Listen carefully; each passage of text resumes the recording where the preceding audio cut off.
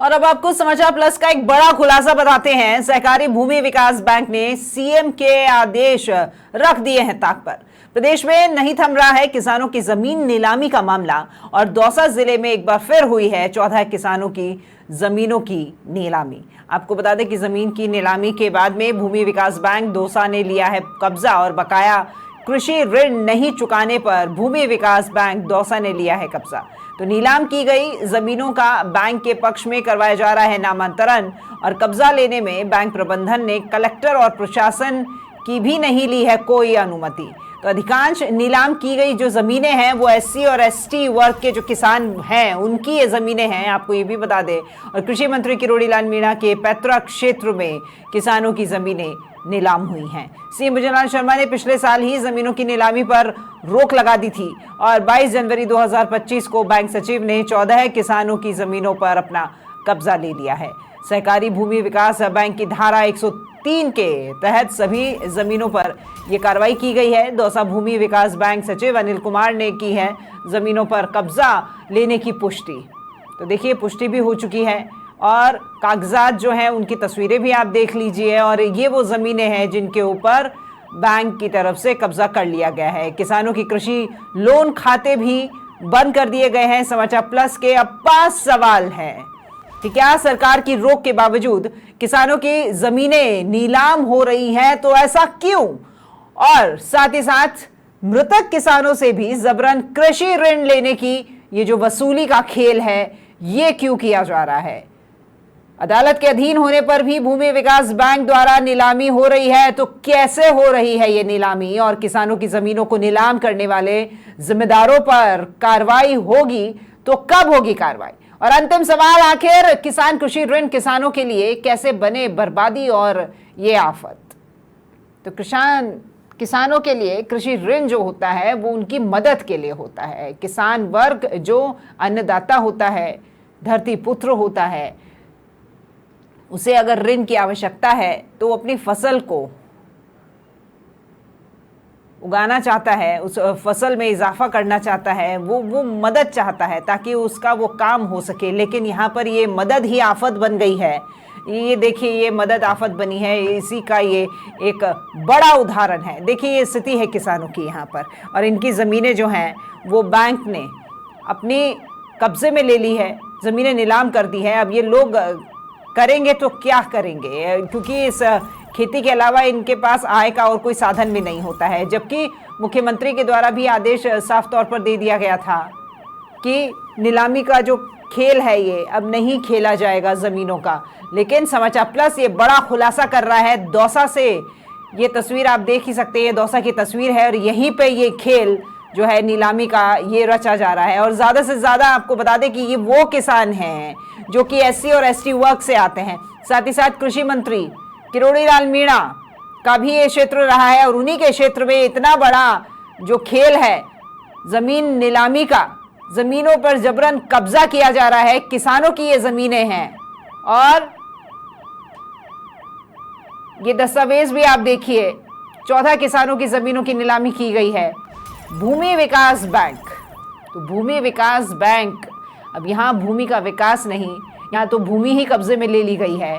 Bank से उम्मीद लगाए तो लगाएं क्या ये किसान, क्योंकि कृषि ऋण जो है वो चुका नहीं पा रहे हैं।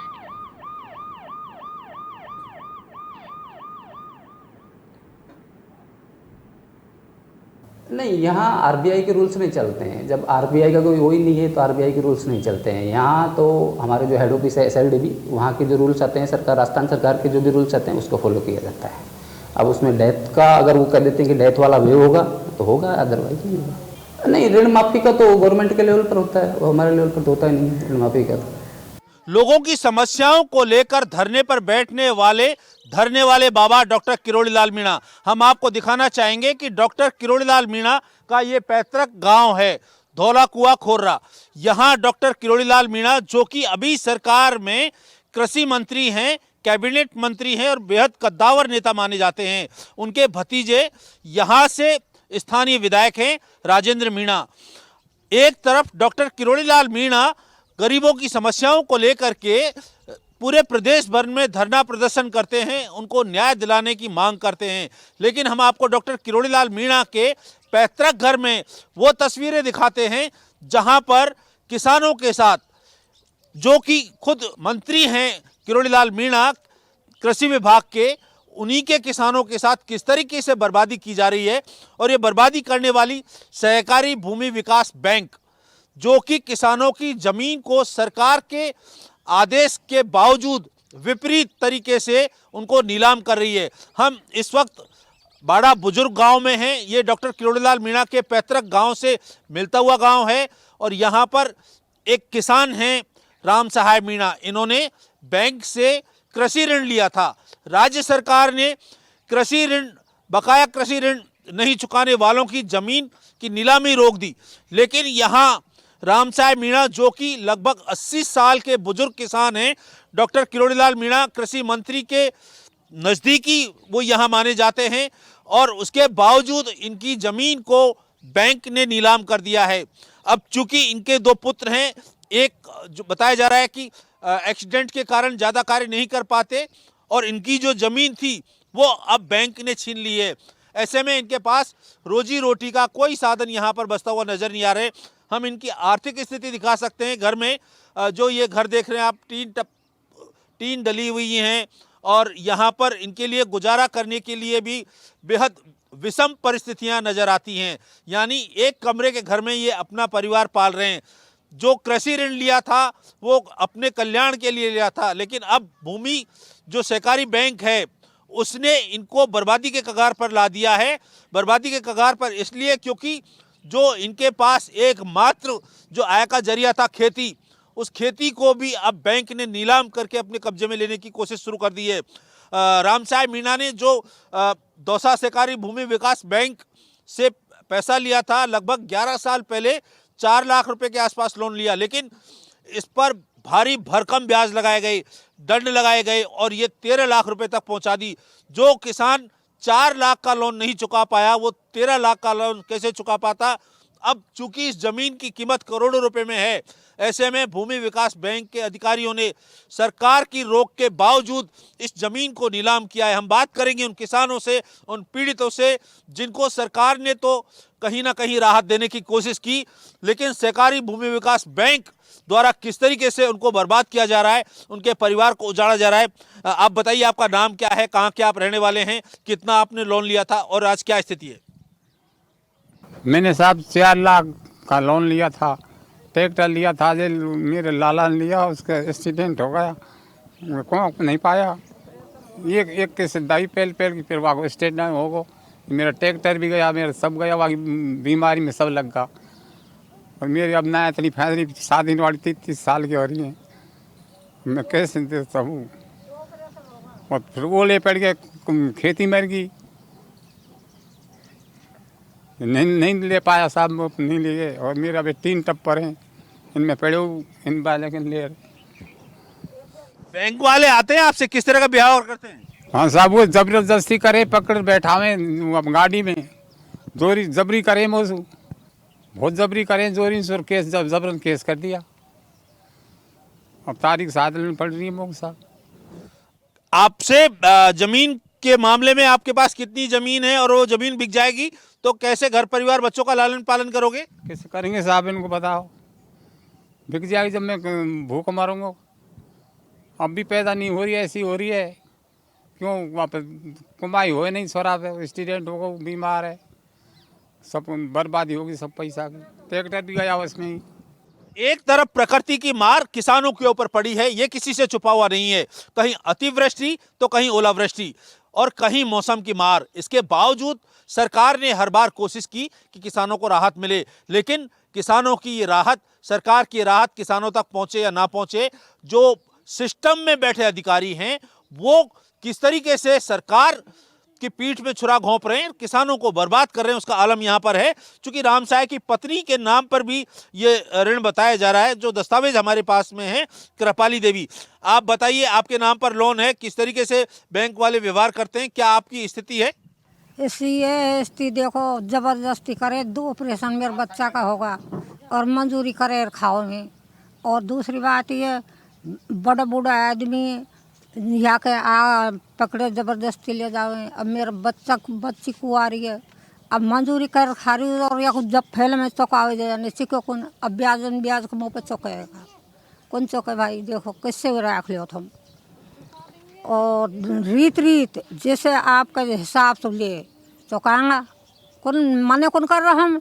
पर बात ऐसी है, इनने एक गलती कर दी, हम पे दोनों घर कान पे तारीख सजा दी। आपकी जमीन बैंक ने नीलाम कर दी है, आपको पता है, आपको जानकारी दी बैंक वाले किस तरह का व्यवहार करते हैं आपके साथ में? और मेरी ज़मीन ही धरिया जाए, उनके लिपटा झिपटी का जरूरत थी।